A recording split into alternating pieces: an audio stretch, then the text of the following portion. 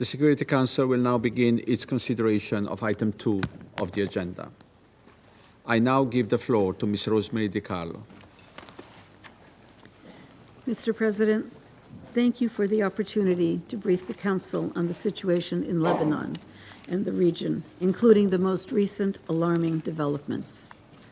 For nearly a year, Hezbollah and other non-state armed groups in Lebanon and the Israel Defense Forces have exchanged fire across the blue line on an almost daily basis. These exchanges have been in repeated breach of the cessation of hostilities and in violation of Resolution 1701.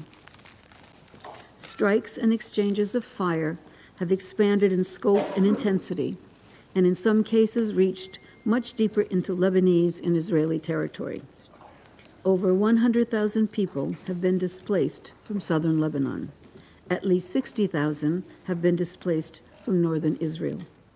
The exchanges of fire have caused numerous casualties, including among civilians, and significant damage to homes, civilian infrastructure, and agricultural land on both sides of the blue line.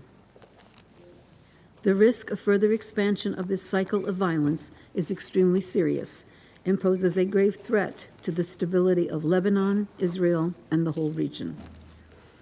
Mr. President, on the afternoon of 17 September, many communication devices, or pagers, primarily used by members of Hezbollah, exploded simultaneously across Lebanon.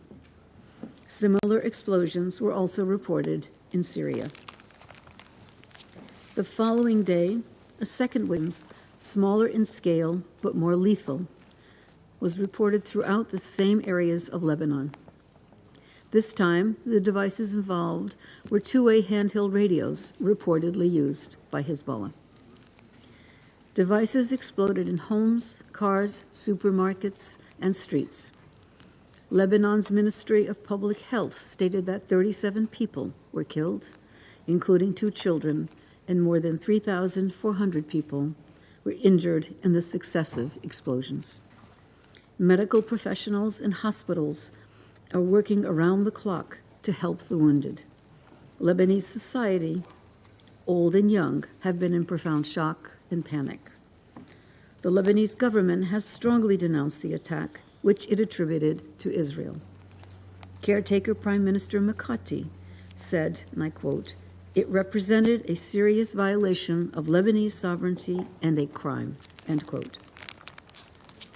In a speech on 19 September, Hezbollah Secretary General Hassan Nasrallah said in response to the attacks that Israel exceeded all limits, laws, and red lines, and he vowed, and I quote, "to exact a heavy price and a fair punishment," end quote. He reiterated that the Lebanon front would only stop once the aggression on Gaza ended. In a letter to the President of the Security Council on 18 September, the Islamic Republic of Iran blamed Israel for the explosions. Noting that its ambassador to Lebanon was among those wounded, Iran stated that it, and I quote again, "reserves its right under international law to take required measures deemed necessary to respond to such a heinous crime and violation," end quote. To date, the government of Israel has made no official comment on these developments. Mr. President, since the explosions on 17 and 18 September, exchanges of fire across the blue line have continued, showing worrying signs of escalation. The exchanges include some of the heaviest bombardment of southern Lebanon since 8 October 2023. Israeli aircraft have conducted a high number of airstrikes and overflights, including breaking the sound barrier over Beirut on several occasions. In addition, we are receiving initial reports about an Israeli airstrike in the southern suburbs of Beirut hours ago, which Israel said targeted and killed a number of senior Hezbollah leaders. The Lebanese Health Ministry said at least 12 people were killed and over 60 injured in the strike. Meanwhile, heavy barrages of rocket, drone, artillery, and anti-tank missile fire from Lebanon have killed 2 IDF soldiers and wounded 10 Israelis. UNIFIL is monitoring the situation closely. On 16 September, Israel's Minister of Defense, Yoav Gallant, suggested that the center of gravity was moving north, including the transfer of military forces. Speaking of the onset of a, quote, new phase of war, end quote, he suggested the only way left to ensure the return of Israel's northern communities to their homes was through military action. Reports from Israeli media indicate that Israel Defense Forces 98th Division was transferred from Gaza to the Northern Command, adding to concerns about the risk of further escalation on the horizon. From Lebanon, UN Special Coordinator Hennes Plekar has been in constant contact with all concerned actors, including caretaker Prime Minister Mikati, Foreign Minister Mr. Bou Habib, Speaker of Parliament Nabi Berri, and their offices and other authorities. In her meetings, she has continued to push for a diplomatic solution and warned against further escalation. She continues to underscore that military advances would not restore stability or enable displaced civilians on both sides of the Blue Line to return home safely. She will travel to Israel early next week for consultations with relevant counterparts. Mr. President, in the current fragile regional context, the devastating war in Gaza continues. Nearly a year after the horrific atrocities committed by Hamas on 7 October, Israeli military operations, including bombardment from the air and land and armed exchanges with Hamas and other militants, continue across the Strip. The number of fatalities tragically keeps increasing. More than 41,000 Palestinians have been killed, according to the Gaza Ministry of Health, many of them children. At the same time, the indiscriminate launching of rockets by Hamas and other armed groups toward population centers in Israel also continues. I once again echo the words of the Secretary General. We need an immediate ceasefire, the immediate and unconditional release of all remaining hostages, and a massive scale-up of humanitarian aid to Gaza.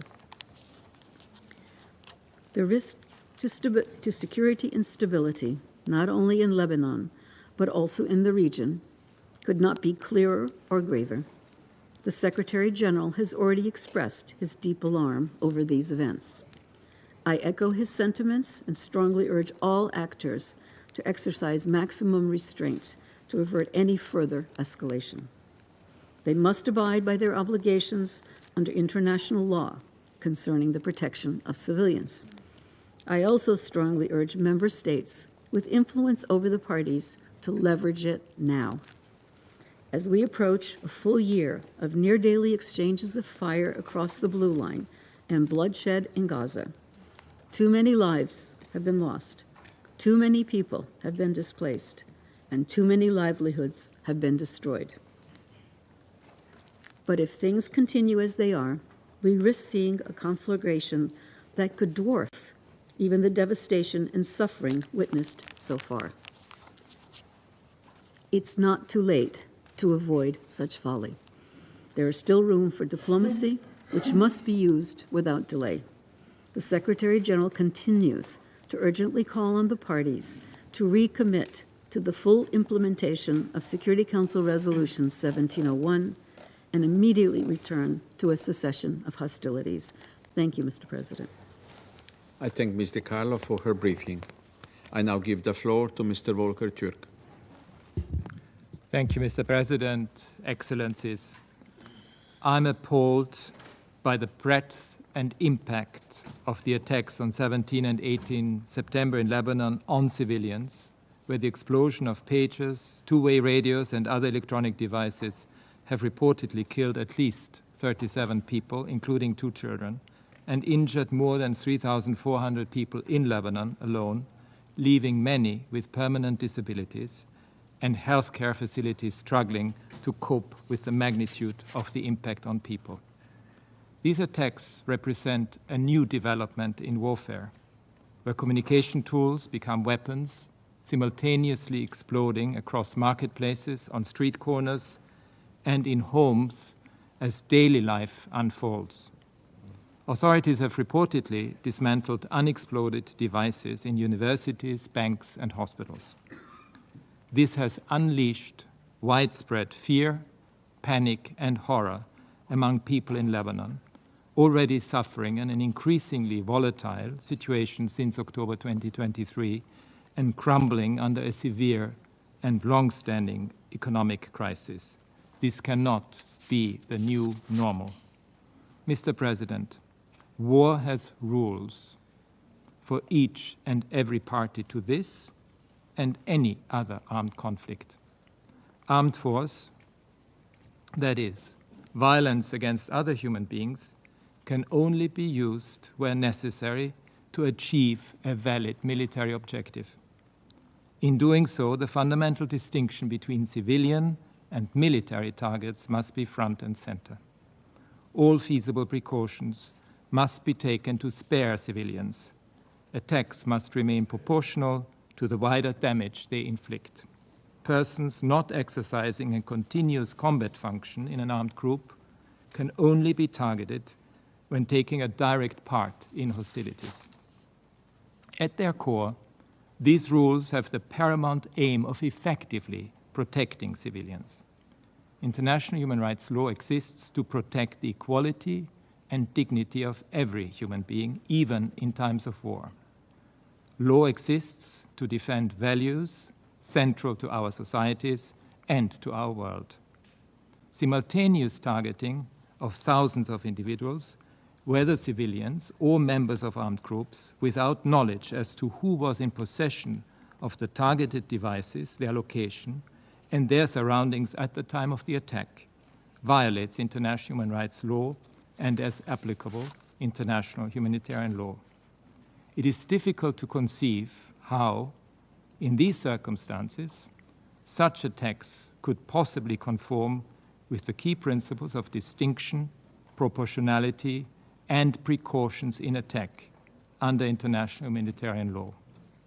If the attacker is unable to assess the compliance of the attack with binding rules of international law, notably the likely impact on civilians, then the attack should not be carried out. International humanitarian law prohibits the use of booby-trap devices in the form of apparently harmless portable objects which are specifically designed and constructed to contain explosive material. It is a war crime to commit violence intended to spread terror among civilians. I call again for an independent, thorough, and transparent investigation into the circumstances of these explosions. Those who ordered and carried out these attacks must be held to account. Let me be clear. This method of warfare may be new and unfamiliar, but international humanitarian and human rights law apply regardless and must be upheld. These attacks occurred amidst hostilities between Israel and Hezbollah, which since 8 October last year have caused civilian casualties on both sides. According to the Lebanese Ministry of Health, figures that were released in August, over 500 people have been killed, over 2,400 injured, and according to IOM, over 110,000 displaced in Lebanon. The government of Israel reported 48 people killed in Israel and over 63 people displaced in the context of these hostilities. The last 24 hours have seen intensified cross-border military action in Lebanon and Israel. This tragic situation cannot be seen in isolation. It is bound up with the war in Gaza, the spiraling violence in the West Bank, including East Jerusalem, and Israel's continued occupation of Palestinian territory. The heightened risk of further atrocity crimes remains. As repeatedly stated, the humanitarian situation for 2.2 million Palestinians in Gaza is catastrophic. Over 1,200 people were killed on 7 October in Israel. In Gaza, over 100 hostages are still held by Hamas and other Palestinian armed groups. Over 40,200 Palestinians, mostly women and children, have been killed as a result of the intensive Israeli offensive, and over 95,500 injured in Gaza, according to the Gaza Ministry of Health. I'm outraged by this inconceivable toll of human suffering. For the UN and other humanitarian responders, ongoing hostilities, access constraints, attacks on staff and facilities, and damaged infrastructures, along with the deteriorating security situation, including looting and frequent Israeli-issued evacuation orders, are key factors obstructing the delivery of sufficient life-saving aid across the Gaza Strip. Ending the war in Gaza and averting a full-blown regional conflict is an absolute and urgent priority.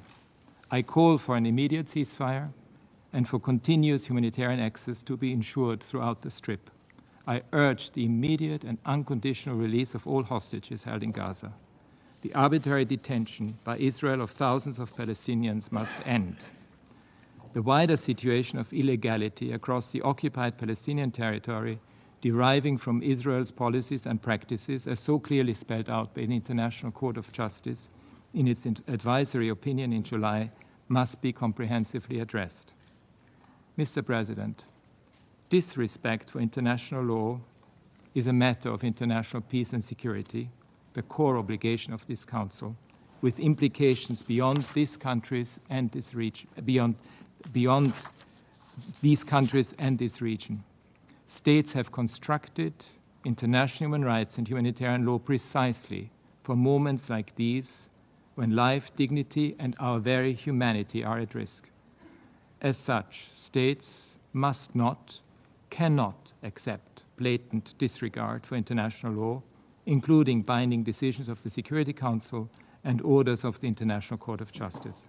They must not, cannot allow the hollowing out of international law and its protective core, neither in this nor in any other situation around the world. All states, particularly those with influence, must do everything they can to ensure full respect for international law. Just over 10 days ago, in my address to the Human Rights Council in Geneva, I urged the rejection of a new normal of endless, vicious military escalation and increasingly alarming technologically advanced methods of warfare. The warnings from multiple actors against an all-out war in the region have been clear and consistent. It would benefit no one. Continuing on this path of inflamed war rhetoric on all sides and reckless military escalation only leads to further devastation. I urge Israel and Hezbollah to cease hostilities immediately. The specter of this region's past, the unending cycles of conflict, the human rights grievances and causes of which have been ignored and trampled on, is palpable and omnipresent. The complexity of this moment and the stakes for people everywhere demand much more from the international community to achieve an enduring peace. This crisis requires political courage and leadership. Thank you. I thank Mr. Türk for his briefing. I now give the floor to those council members who wish to make statements. I give the floor to the representative of Algeria.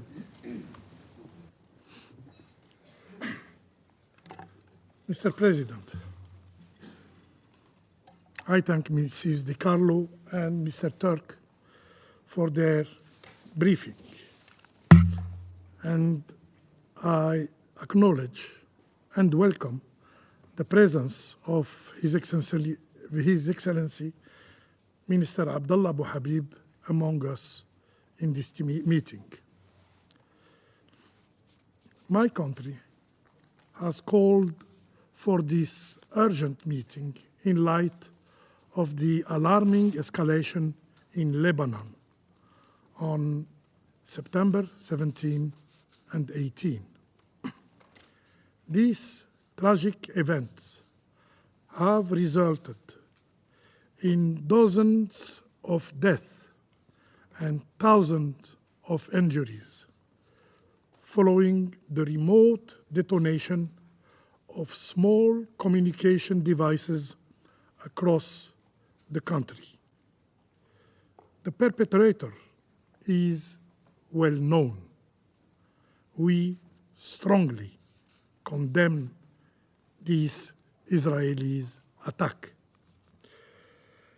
Such actions represent a blatant violation of Lebanon's sovereignty, of the UN Charter, of the international law, and of Resolution 1701 and 2749. Algeria stands in full solidarity with Lebanon during these difficult times, and we extend our deepest condolences to the government and to the resilient people of Lebanon. And we commend the Lebanese authorities for their measured and responsible handling of this grave crisis, preventing further escalation. Mr. President, these acts of aggression amount to war crimes. The deliberate and indiscriminate nature of these Israeli strikes has caused terror among civilians, with densely populated areas being targeted. This dangerous precedent turns civilian devices into bombs, threatening the safety of all and posing a significant threat. This precedent opens a dangerous Pandora box. What will happen if such unfamiliar tactics are replicated by terrorist groups? While the international community calls for de-escalation, Israel pulls the region toward war, expanding hostilities from the Blue Line into the entire Lebanese territory. The Israeli officials have openly threatened to launch a large-scale war in Lebanon. These attacks were followed by statements, official statements, praising the so-called positive result. The airstrike against Beirut this morning are another proof that the Israeli occupying power is not at all interested in peace. So, do Israeli occupying authorities truly seek peace with their neighbors? Are they genuinely committed to implementing Resolution 2735? Are they really committed to a ceasefire in Gaza? Mr. President, the Security Council bears the solemn responsibility to uphold the principle enshrined in the UN Charter.